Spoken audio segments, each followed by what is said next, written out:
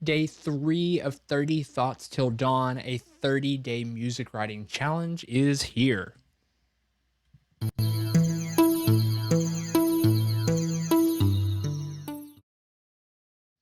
Can I just start by saying I need a haircut so bad? I am sorry in advance for that. Okay.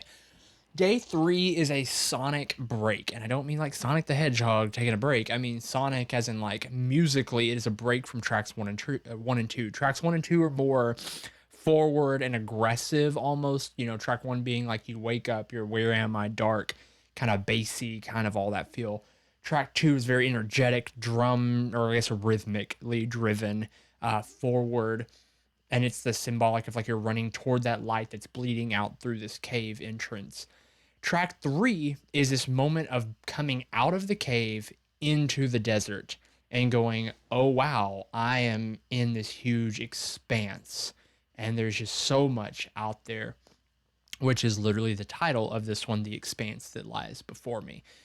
And you'll hear it kind of go from like a wet sound to a dry sound as the track progresses. Also, there's not a lot of real, and I use like real, obviously, we've used some weird stuff in here already, but there's not like a lot of real instruments in this. The only real instrument, I'm going to keep throwing these at you, is the ukulele, and it just has this weird little, just a very basic rhythm, just kind of playing that drones throughout it. It's a little mildly distant and a little dissonant as well. So other than that, I used a lot of Foley sounds or like atmospheric sounds. I took my phone, put it on a tripod, hung it down by my feet as I walked about in like dirt and gravel to get the sounds of these footsteps. The other thing that I really did that I kind of thought was fun was I used my microphone and just kind of blew into it to create wind, like wind blowing through the desert, like sands blowing and everything, like a sandstorm ish kind of sound, not like Darude sandstorm, because that's completely different sound. Anyway, like a real sandstorm. And that turned out really well. And then the other thing is I did a lot of very deep breathing, almost like you're awake. Like, I mean, you got to realize like this is all very short amount of time that's passed. And so it's very, because you're coming like moving, you're trying to figure out what's going on, all these different things. So there's a lot of these deep breathing sounds as well as the track progresses. There's a couple other shimmers and taps and shakes and rattlesnakey kind of sounds and all this, just deserty kind of sounds. And I'll explain a little bit more of those after we listen. But the one thing I want to say before we listen to this, and just kind of a prerequisite here, this track comes to a very abrupt end. It does not resolve the way it should in most people's minds. That is because track 4, what we'll be listening to tomorrow, is symbolic of actually right after this realizing, okay, I've got to keep moving forward. So you hear him coming out of the cave, the character, whoever this person, I say him, it could be him, her.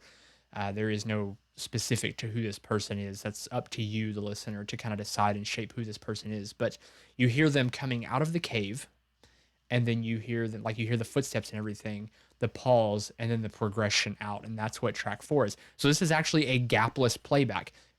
Tracks 3 and 4 butt up perfectly, so when you're listening to this thing through as an album, you will not be able to distinguish unless you're looking at the time clock when track 3 and track 4 kind of like one begins and the next one, or one ends and the next one begins. So that's why there's a very abrupt end. Just keep that in mind as we listen. So I'm going to go ahead and flip over here to this, and we're going to play day 3, thought 3. I don't know, I still haven't got that right yet, but basically, we're just going to call it thought 3 for right this second. And once again, the name of thought 3 is The Expanse That Lies Before Me.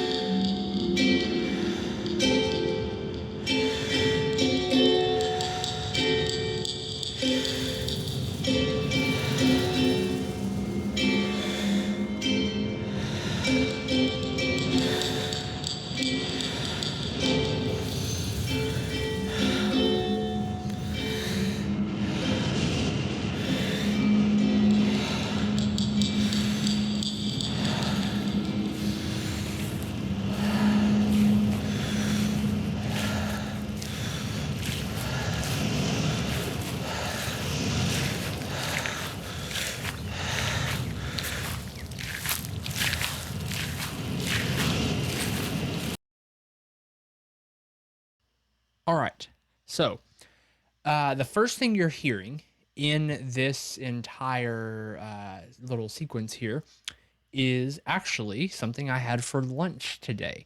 I had a root beer, and I was sitting there messing around with the bottle, and I always blow in the bottle. I'm sure you've done this before. If not, you should. It's fun. I don't know. To me, it's fun. So I actually just had this root beer bottle, and my wife Elaine was like, "Why don't you use that in one of your songs?" And I was like, that's a great idea. I think I am. So I brought it in here, and I just decided I was going to use it to record. I added some really shimmery kind of reverb to it, and that's kind of the droning puffs of almost like a deep breath, or maybe even like a cave noise, or like maybe the desert moaning, whatever you want to imagine it to be in this track. It really can be that.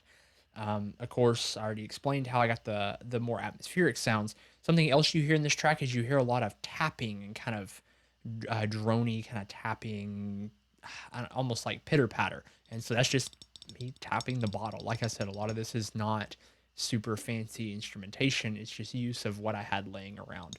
Something else, and I used both of these, you hear kind of a rattlesnake sound, which is very just typical of the desert.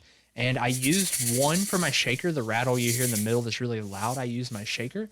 But in my TikTok series, the Random Things That Make Music TikTok series, I mentioned that in day one of this challenge. One of the things I used was saying how to use a shaker on a budget. If you don't have the money to go out and buy a shaker, or anything like that for that matter, you can use a tape dispenser. And so most of the rattlesnake sounds you hear are primarily this. There's a little bit of this layered over one of them, just to give it a more prominent, different tone. But most of them are this random tape dispenser. It's pretty cool. I actually really like that it's using, this whole album is using a bunch of weird things. So yeah, pretty much other than the ukulele, it's a lot of me walking, me breathing, and random items. And that's pretty much how this track was made. I'm really excited for how track 4 is bleeds in. I'm really excited for you guys to hear track 4, which I actually do have done at the time of recording this, because I kind of planned track 3 and 4 together, and it turned out really, really well. The gapless playback is one of my favorite things ever, so I'm really excited to share that with y'all. But let's just go ahead and cut to this. If you haven't done so far, I would love to have you subscribe to hang out with us later on and to catch the rest of the series. And if you don't follow me so far on TikTok, you should follow me on TikTok, because that's where I'm primarily at. Anyways, I'll see you guys tomorrow.